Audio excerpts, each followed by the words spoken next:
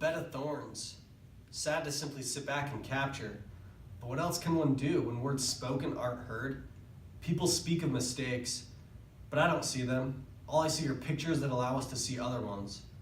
When laughter isn't heard as a happy note, but a sharp, painful sting, as if it is the last line of defense to ward off an attack that the defender knows will lead to their destruction.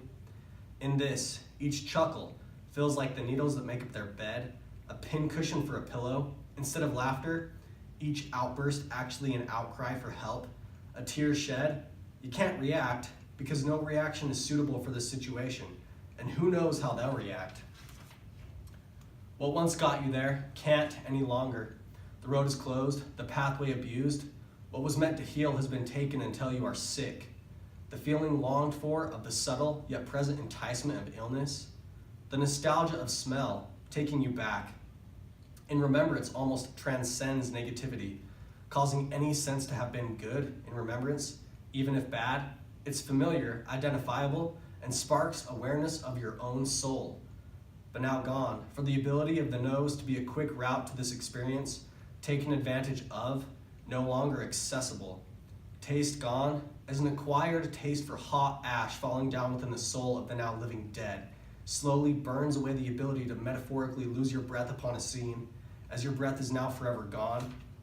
Lying to yourself and others on a bed of thorns, each poke causing you to seek deeper into the spikes piercing throughout flesh and spirit, leaving behind a trail of places you have been but can't remember, telling you fibs about the environment you're in.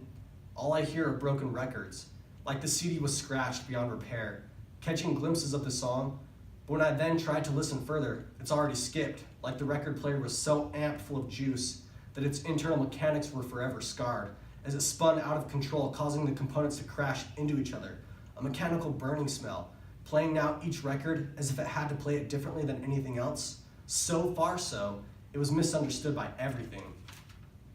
The screwed version of being something of influence, so far away from the picture, the crowd, that neither could truly hear it, and it was unable to reach anything, influencing then only toward its own end of self-destruction.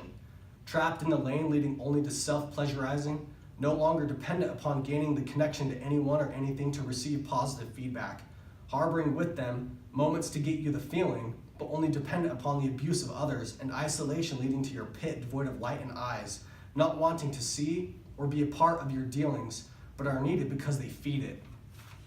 Anyway, the record was still worth recording, for without it, how else could I have painted the picture previous, allowing me to see something else, wondering then if some things need to be seen, heard, even though they be true? Shit's real though, and if I'm documenting life, sorry, but am I really any better? Things happen, and many things could be, but is someone who verbalizes, vocalizes, imagines, or paints such things any better than those things, even if they are a part of life? Admonishing it, as it were, holding it up in portrait for all to see, like that which the mass doesn't, is that which is poetic, a work of art, something of remembrance for its harsh and cruel nature, being an anomaly? Switching now to those held in high regard, a lofty residence built upon the most foul of foundations, body snatching, experimentation, gross dissection, all in the pursuit of knowledge through experience.